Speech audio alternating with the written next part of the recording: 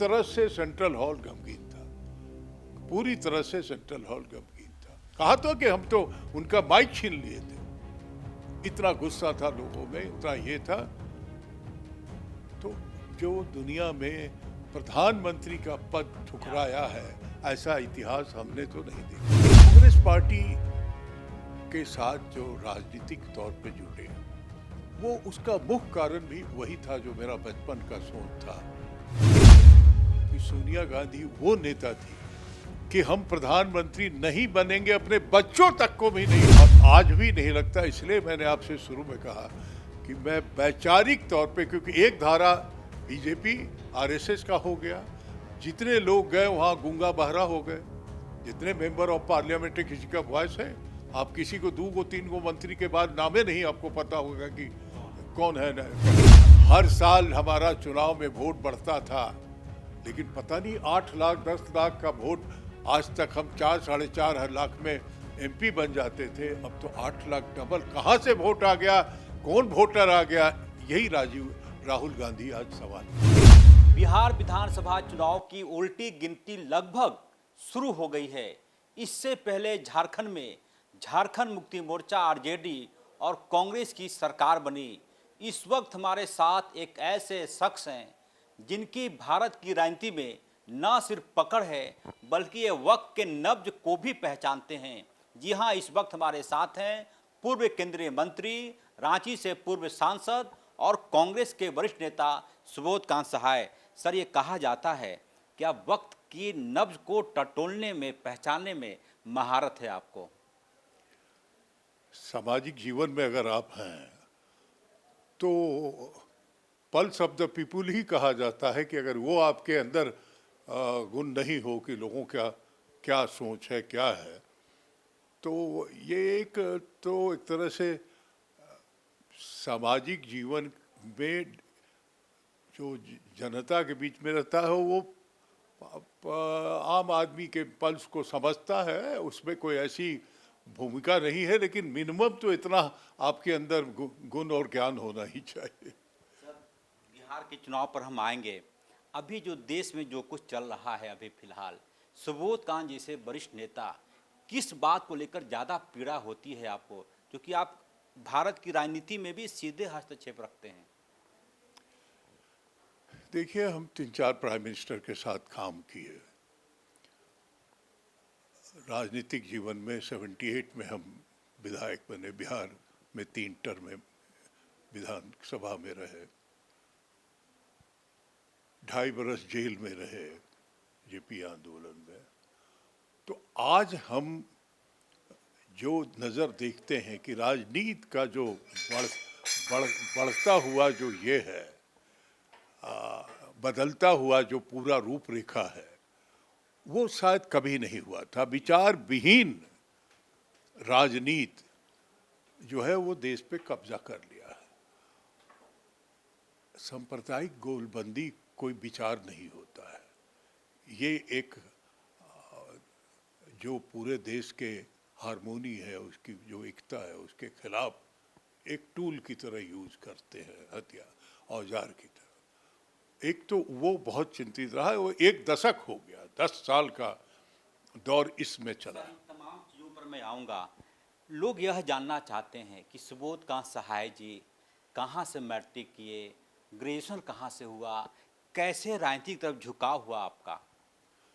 नहीं, हम लोग पटना में पढ़ते थे और पटना के छात्र आंदोलन में गुजरात के बाद हम बेसिकली समाजवादी। किस स्कूल से मैट्रिक किया आपने? पलामू में किए। पलामू? हाँ, डाल्टनगंज में स्कूलिंग किए। कॉलेज जो रहे वो पटना में किए।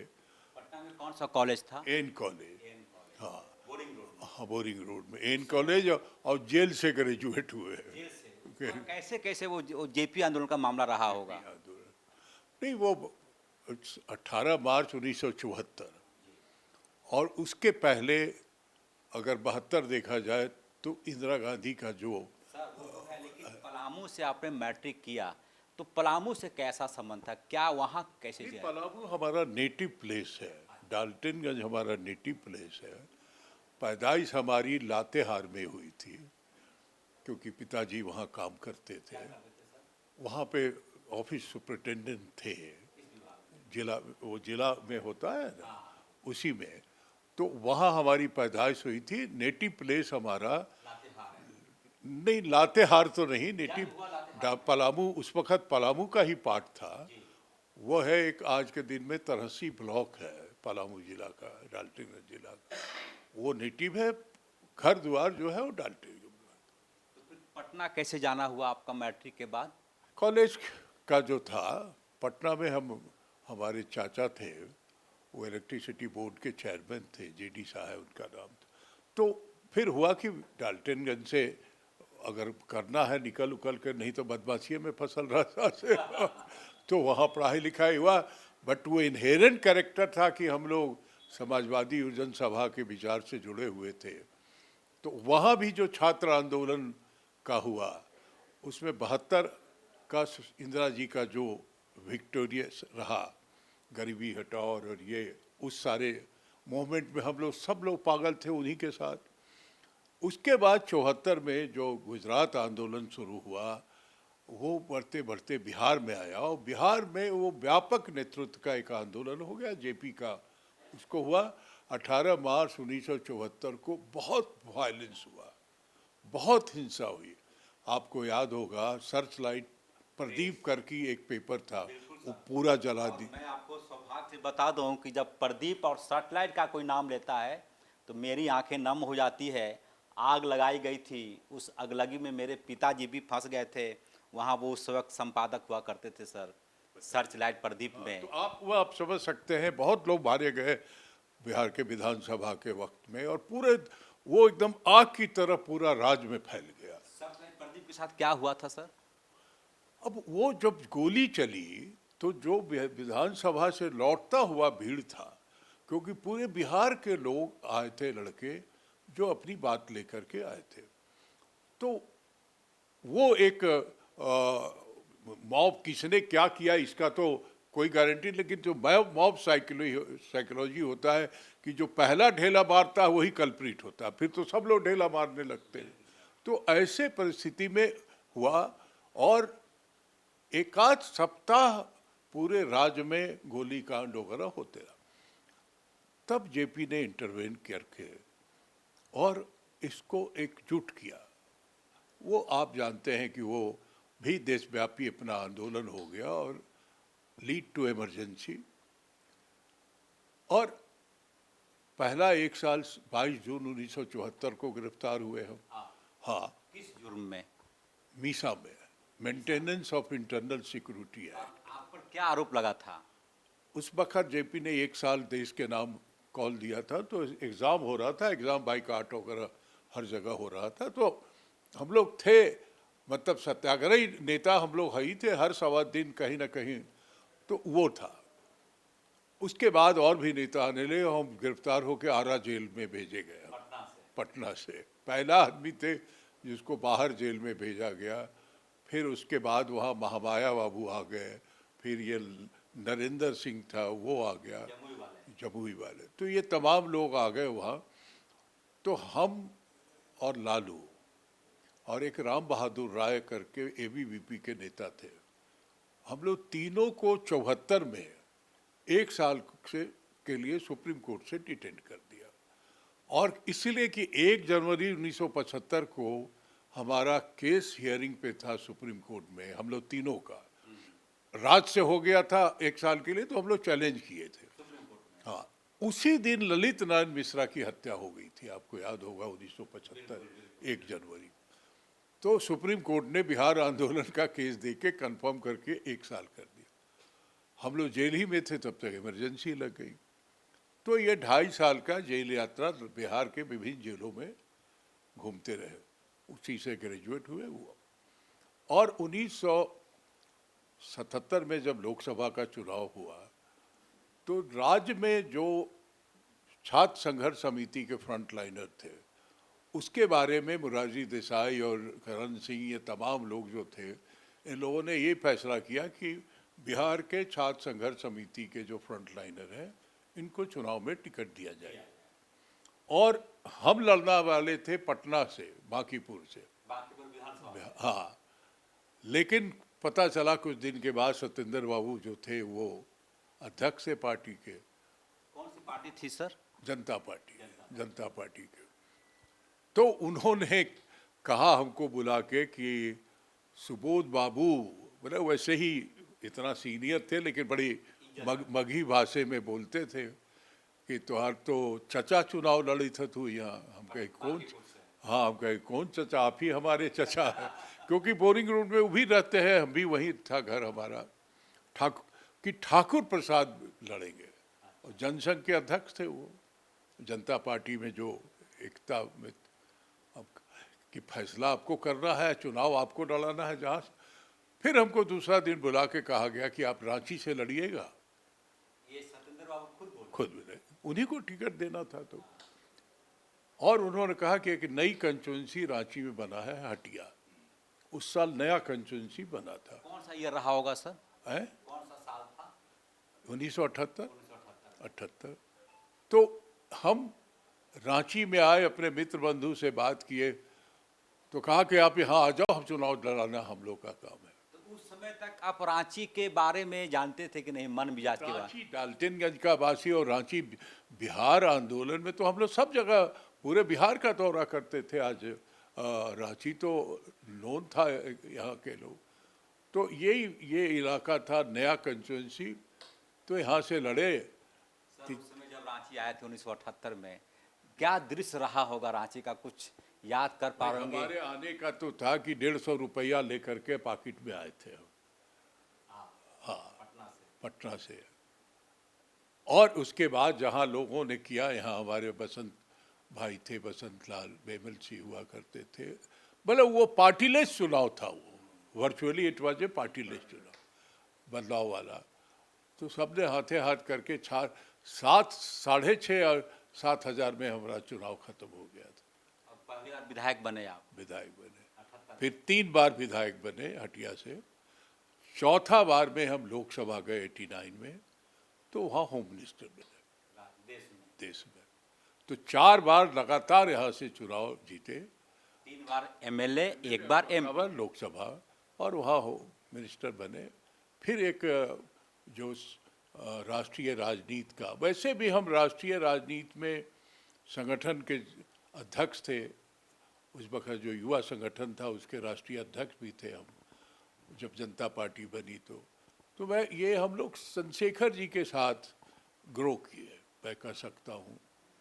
तो वो यात्रा एक शुरू हुई, और उस यात्रा में एक वक्त ऐसा भी आया जब हम विधायक थे, तो जिस प्रांगण में हम लोग बैठे हैं, एचईसी के प्रांगण में, यहाँ इंटक लीडरशिप के कन्फ्लिक्ट के चलते एचईसी लॉकआउट हो गया, और 72 दिन का यहाँ स्ट्राइक हुआ। हाँ, उस दरमियान में, क्योंकि के तिवारी एक थे डिप्टी मिनिस्टर दिल्ली में, जो बक्सर से चुनाव जीते थे एक बार, और बिंदेश्वरी दुबे जी जो थे वो बिहार के मुख्यमंत्री थे। तो इसी झगड़ा में ये हो गया। तो फिर मैं इंदिरा जी से जाके मिला। ये कब की बात है? ये हमको लगता है कि तीसरा टर्म में ये हाँ, हमें लगता है कि जब पहली बार स्वर्गीय इंदिरा गांधी साहब मिले, तो कैसे रूट बना के उनसे मिलना चाहिए? क्या ऐसी परिस्थिति उत्पन्न? देश में पब्लिक सेक्टर पहली बार लॉकआउट हुआ था, और मदर इंडस्ट्रीज ये है हाँ, तो ये मदर इंडस्ट्रीज है। नेहरू जी इसको मंदिर मस्जिद गुरुद्वारा का नाम दिया था, मदर प्लांट था। कोई हमको आपको बताए कि आज के जीवन में प्रधानमंत्री से मिलना, और उस वक्त बिहार भवन में हम रुके थे, वहाँ से फ़ोन किए पीएम ऑफिस में कि मैं बिहार का विधायक हूँ, एमएलए हूँ, ये इशू है, हम मिलना चाहते हैं प्रधानमंत्री। नेक्स्ट डे मॉर्निंग 10:30 बजे हमको पार्लियामेंट ऑफिस में बुला लिया गया, और 3-4-5 मिनट की मीटिंग हुई होगी हमारी, मैं आपको ऑनेस्टली बताऊं। हमने कहा कि एचईसी के बारे में बताया, हेवी इंडस्ट्रीज के बारे में बताया। पहला मदर प्लांट जो है वो लॉकआउट हुआ है, क्योंकि के तिवारी अपने को दिल्ली का बड़ा हाई फाई नेता समझता था, और यहाँ बिंदेश्वरी दुबे जी थे जो इंटक के बड़े नेता थे, वो डिप्टी मिनिस्टर हेवी इंडस्ट्रीज थे। सर, जब पहली बार आप इंदिरा गांधी के सामने हुए, क्या उनमें आप देख पाए उनका चेहरा, उनका ओजस, उनकी यश, उनकी कृति? क्या मैं आपको वही बता रहा हूँ। हमने जब एक्सप्लेन किया कि ये के तिवारी और इनके चलते इतना बड़ा घटना हुआ है, वहाँ के मजदूर आज जो है शहर में 3 व्हीलर चला के अपना गुजारा कर रहे हैं, 2-3 महीने का जो है, और कोई इंटरवेन नहीं कर रहा है। दुर्भाग्य से हेवी इंडस्ट्रीज मिनिस्टर कोई था नहीं, तो हमें आपके पास आए हैं कि इस मजदूरों का जीवन बचा दिए और फैक्ट्री को चालू करा देते हैं। वो पेंसिल उठा के नोट की और पूछी कि और कोई बात है? हम कहा कि नहीं, और कोई बात नहीं है। फिर रिपीट की कि मन में कोई और बात है तो बताओ। आई टेल यू, जिसको कहा जा सकता है कि क्या, तो एक मदरली जो होता है ना, कि आपके मुंह से कुछ और है, साई हो तो बता दो। और नेक्स्ट डे के तिवारी को मंत्रिमंडल से हटा दिया गया। वेंगल राव करके आंध्रा के बड़े नेता थे, उनको हेवी इंडस्ट्री मिनिस्टर बुलाया गया। और 3rd और 4th डे उनके यहाँ से फ़ोन आया हमको कि आप अपने ट्रेड यूनियन को लेके दिल्ली आइए। बात करके टेबल पर पहला दिन में समझौता हो गया, क्योंकि इशू ही वैसा कोई बहुत नहीं था, इशू था टकराव का, अपने लोग। तो ये थी इंदिरा गांधी।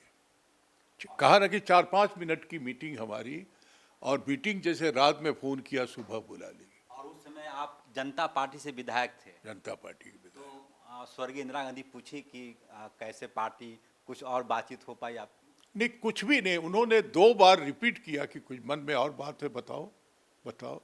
बट हमने कहा, तो ये उनका जो बिहेवियर था वो एक मदरली बिहेवियर था, और उनका जो एक्शन करने का जो तरीका था कि 4 दिन में जो है हम 7 दिन बिहार के विधानसभा को कर्पूरी ठाकुर नेता विपक्ष से कब्जा करके रखा था एचईसी की लड़ाई में। इतिहास है, उसी में रहे 7 दिन।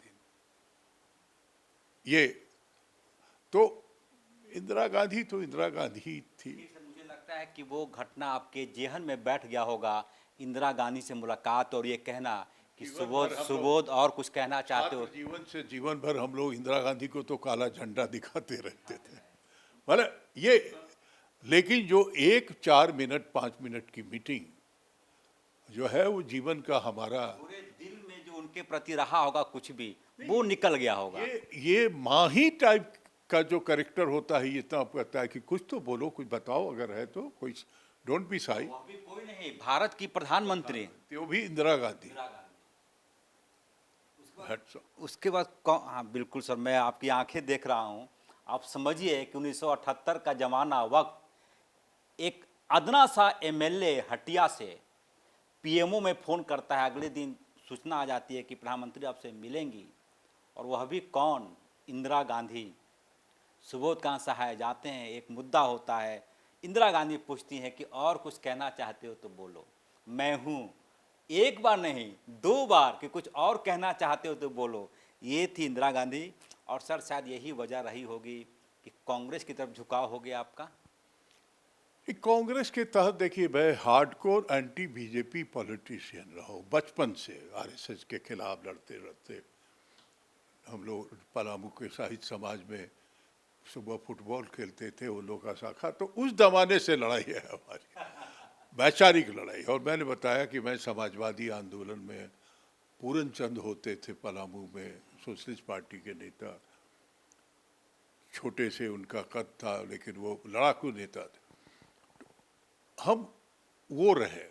कांग्रेस पार्टी के साथ जो राजनीतिक तौर पे जुटे, वो उसका मुख्य कारण भी वही था जो मेरा बचपन का सोच था, आरएसएस और भाजपा।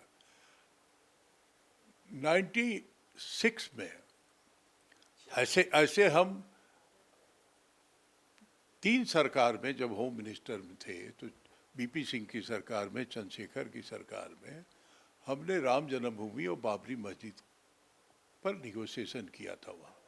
और उसके बाद नरसिम्हा राव जब 92 में आए तो उन्होंने हमसे फ़ोन करके बुलाया कि हम, वो भी एक महान, अगर प्रधानमंत्री कहता हो कि मैं, देश का जब कभी भारत के विकसित भारत की चर्चा होगी, नरसिम्हा राव याद किए जाएंगे। जैसे जवाहरलाल नेहरू, इंदिरा गांधी, राजीव गांधी याद किए जाते हैं, नरसिम्हा राव याद किए जाएंगे। उनके आने के बाद ही देश में कलर टीवी क्या क्या की शुरुआत हुई। हम लोग भी थोड़ा बहुत होश उस वक्त आ गया था। निश्चित तौर पे तो नरसिम्हा राव जी ने बुला करके हमको, वो भी एक ग्रेट, जो मैं कह रहा हूँ कि जो एक एक वर्ड से आदमी के व्यक्तित्व कि मैं आपसे मिलना चाहता हूँ। अगर प्रधानमंत्री कहे, मैं उस वक्त बिहार में था, किस पार्टी में थे? हम थे उसी अपना जो चंद्रशेखर जी के साथ, क्योंकि जनता पार्टी जो थी वो जनता दल बनी, जनता दल टूट गया था तो चंद्रशेखर जी अलग थे। तो चंद्रशेखर जी के साथ जो थे वो और राजीव गांधी का एकता होकर के लास्ट गवर्नमेंट जो बना चंद्रशेखर, कोलिशन गवर्नमेंट बना वो। तो मैं ये कह रहा हूँ कि 3-4 प्रधानमंत्री के साथ, तो फिर नरसिम्हा राव जी प्रधानमंत्री कहे कि हम आपसे मिलना चाहते हैं, ये उनकी बड़प्पन कितना होगा। तो फिर हमने कहा कि नहीं, मैं हाजिर होता हूँ, मैं पटना में हूँ। जब बुला के कहा उन्होंने कि हमें सबसे बात हुई, चंद्रशेखर जी से बात हुई, वाजपेयी जी से बात हुई, सब ने अयोध्या के सवाल पे कहा कि सुबोधकांत सहाई इसको डील करता है और आप हमें मदद कीजिए इस निगोशिएशन को स्टार्ट कराने। उनके टाइम में फिर इस पर बड़ा हुआ, लेकिन 28 अक्टूबर 1992 को धर्म संसद करके दिल्ली में बीजेपी और इन ये विश्व हिंदू परिषद के लोगों ने एक डेट तय कर दिया कि 6 दिसंबर को हम 92 को हम जो है वहाँ कार सेवा करेंगे। तो उसी दिन वार्ता विफल हो गई।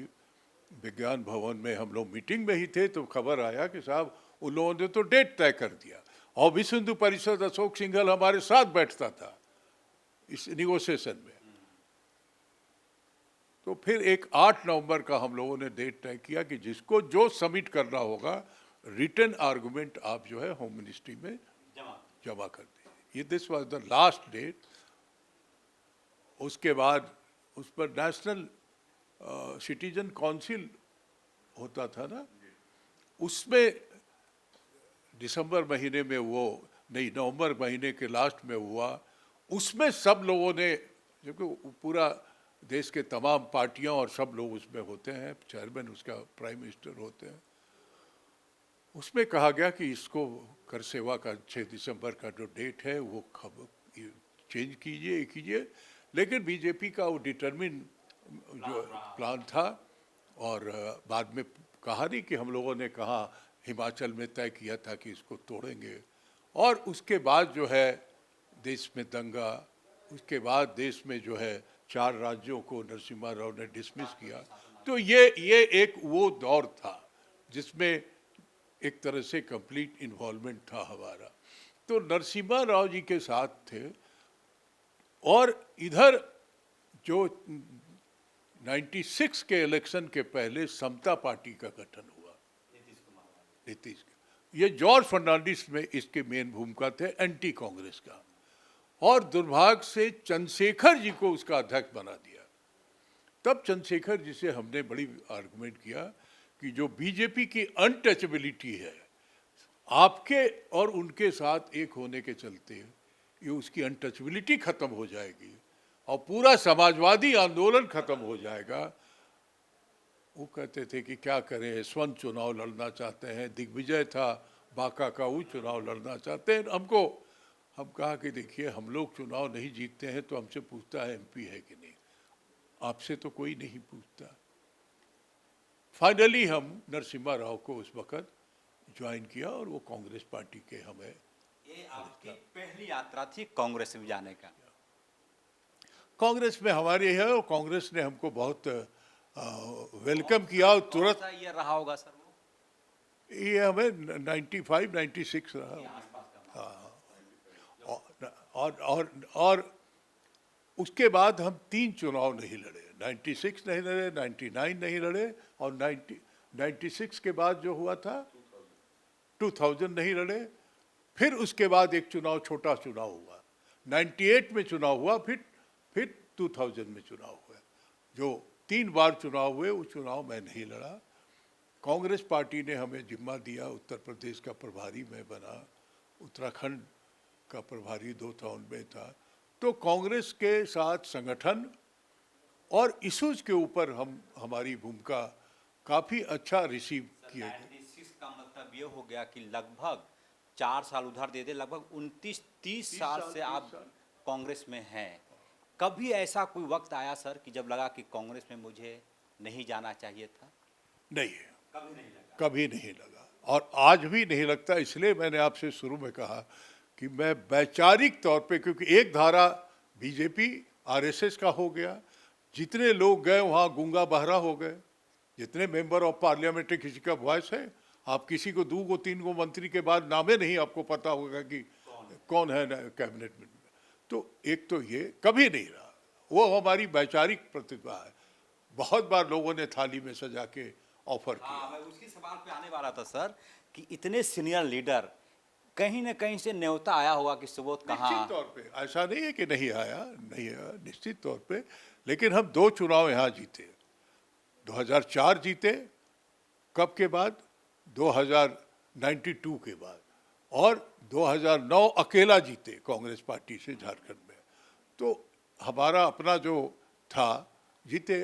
फिर 14 के बाद तो जो राजनीति है, हर साल हमारा चुनाव में वोट बढ़ता था, लेकिन पता नहीं 8 लाख 10 लाख का वोट, आज तक हम 4 साढ़े 4 लाख में एमपी बन जाते थे। अब तो 8 लाख डबल कहाँ से वोट आ गया, कौन वोटर आ गया, यही राहुल गांधी आज सवाल उठाया। अब मैं आता हूं सर कि इस मुद्दे पर कि मौजूदा वक्त में क्या यह संभव है कि अपनी ही पार्टी का कोई विधायक पीएमओ में फोन करके मैं मिलना चाहता हूं? कितना बदला हुआ राजनीति आप देख पा रहे हैं? बहुत बदला हुआ है, बहुत बदला हुआ है। पहले नेता, अब इंदिरा गांधी के बारे में अकेला नेता थी कि वो जो रिजर्वेशन के बारे, अरे वो जो इमरजेंसी लगा तो उस पर रिग्रेट की, वो उन्होंने माफ़ी मांगा कि गलती हुई है हमसे हमारे जीवन में। कौन है ऐसा, कौन है ऐसा? आज हर दिन क्राइम कर रहा है पीएमओ, प्रधानमंत्री, उनके लोग, उनका चेहरा ऐसा है कि लगता है कि एक सेटर है, एक शूटर है। ये दौर का चेहरा है। हम कभी अपने आप को सुरक्षित और ये नहीं मानते। बोलने के पहले मीडिया के लोग, इसके लोग, बोलने वाला सब बाएं दाहिने भागता है। ये डेमोक्रेसी। इंदिरा गांधी जी ने स्वीकार किया था अपने जीवन में कि इमरजेंसी मेरे हमसे गलती हुई। आपसे बात क्योंकि वो फ्रीडम मूवमेंट की नेता थे, देश की आज़ादी की। तो अगर गलती हुआ तो वो माफ़ी मांगने में यही तो बड़प्पन था इंदिरा। और वही इंदिरा गांधी को लोगों ने दुर्गा, और जब बांग्लादेश को पाकिस्तान से तोड़ के 2 भाग में किया, आदर लेडी और दुर्गा तक वाजपेयी जैसे लोगों ने किया था। लेकिन सर उस पुराने रिकॉर्ड को आज भी बजाया जाता है। आपातकाल के 50 साल, आपातकाल के 60 साल, वगैरह वगैरह वगैरह। देखिए, राजनीतिक तौर पे करें, लेकिन हम उस इमरजेंसी को देखे हैं। आज का इमरजेंसी तो 16 साल की बच्ची जो इसमें कुछ लिख दी, उसको बेंगलोर से लाके जेल में डाल दिया। आज मीडिया में एक पेपर, एक दिनमान में जो था, दिनमान मैगजीन था, पॉलिटिकल एक लेख होता था, उसमें आंदोलन हो जाता था। आज कोई लिख सकता है, आज कोई बोल सकता है। इतना बड़ा इंडस्ट्रीज, हम थे तो उस वक्त हम आईएनबी मिनिस्टर भी थे, होम मिनिस्टर के साथ, सिर्फ दूरदर्शन था। आज तो लाखों चैनल चल रहे हैं पूरे दुनिया में। उसको आपने घुटना टेका दिया, तो इससे बड़ा तानाशाही क्या हो सकता है? तो कल्पना नहीं कीजिएगा। मैं इसीलिए कहा ना कि 3-4 प्रधानमंत्री के साथ काम किया हमने, 10 साल मनमोहन सिंह के साथ कैबिनेट में रहे। पिछले दिनों सोनिया गांधी का एक कहीं पर मैं देख रहा था, शायद उन्होंने एक्स हैंडल पर लिखा या कहाँ लिखा कि बिहार में जो गाली गलौज हुआ कि मैं अपना देश छोड़कर यहाँ आई हूँ, अपने पति को खोया, मैं चाहती तो बाहर जाकर रह सकती थी, भारत माता को अपना माँ माना। सोनिया गांधी को लेकर क्या आपके मन में परसेप्शन है? सोनिया गांधी क्लीन स्लेट है देश की राजनीति का, जिसको स्लेट हम लोग कहते थे ना कि नया खरीदा के आया, उस पर पहला कखा गगा को हमने देखा है। सोनिया गांधी देश की प्रधानमंत्री चुन ली गई थी 2004 में, और 10 दिन के बाद उन्होंने जब अपना फैसला किया कि हम नहीं बनेंगे, तो सोनिया गांधी का माइक हमने छीन लिया सेंट्रल हॉल में और कहा कि आपको हम डाइन डिक्लेरेशन नहीं करने देंगे, हम आपके नाम पे चुनाव जीत के आए थे। इमोशनल लोगों ने हमको पकड़ के किनारे किया और उस दिन उन्होंने मनमोहन सिंह का नाम दिया, जो दुनिया का माइनॉरिटी में माइनॉरिटी था, लेकिन एक अर्थशास्त्री। और मैं इन जब बातों का जिक्र कर रहा हूँ, सुबोध कांत सहाय, जिस समय इनकी आंखें दिखाने की कोशिश कर, हमारे सहयोगी उमेश दिखाएंगे, ऐसा लग रहा है जैसे कि खुद सुबोध कांत सहाय भारतीय पॉलिटिक्स के गूगल हैं। एक एक तारीख, एक एक साल जब वो बैठक हो रही थी सर, तो कैसे सोनिया गांधी के मन में एक ख्याल आया था? नहीं, सोनिया जी ने जो पहली अलायंस की बैठक हुई 2004, उसमें सब पार्टियों ने पूर्ण बहुमत था, सब पार्टियों ने उनको नेता जो है चुन लिया था। उसके बाद जो कंसल्टेशन वगैरह होने लगा, मैं ये कहना चाहता हूँ, देखिए एक और चीज़ हमने जो मार्क किया था वो अद्भुत है। राहुल थे, प्रियंका थे, गिलगिला रहे थे लोग, जब चुन लिए गए तो खुशी के साथ चेहरा था।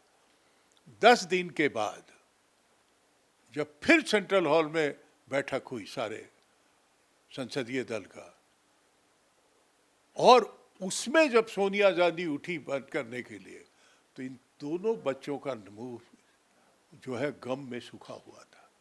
मेरा कहने का मतलब यह है कि सोनिया गांधी वो नेता थी कि हम प्रधानमंत्री नहीं बनेंगे, अपने बच्चों तक को भी नहीं वो कहने दी कही। उनको भी सरप्राइज था जब उन्होंने किसी को जानकारी नहीं कि अपने मन में कितना डिटरमिन्ड लीडर थी वो। Hats off, I tell you, इसलिए कहते हैं क्लीन स्लेट देश की राजनीति में ऐसा, और कमिटेड टू द पुअर। मनरेगा लाया, राइट टू एजुकेशन लाया, राइट टू जो है इंफॉर्मेशन लाया, कितना बड़ा अधिकार, राइट टू फूड लाया। आज मोदी जी कोई अपने हाथ से नहीं दे रहे, राइट टू फूड कानून हमारा बनाया हुआ है कि जो इस धरती पे पैदा हुआ है उसको भोजन हम देंगे। सर, जब श्रीमती सोनिया गांधी जी ने कहा कि मैं प्रधानमंत्री नहीं बनूंगी, क्या माहौल था उस वक्त का? ये गमगीन था, पूरी तरह से सेंट्रल हॉल गमगीन था, पूरी तरह से सेंट्रल हॉल गमगीन था। कहा तो कि हम तो उनका माइक छीन लिए थे, इतना गुस्सा था लोगों में, इतना ये था। तो जो दुनिया में प्रधानमंत्री का पद ठुकराया है, ऐसा इतिहास हमने तो नहीं देखा है कहीं। आजकल तो लोग साजिश कर देते हैं कि मैं ही हूँ चाहे जो हो जाए।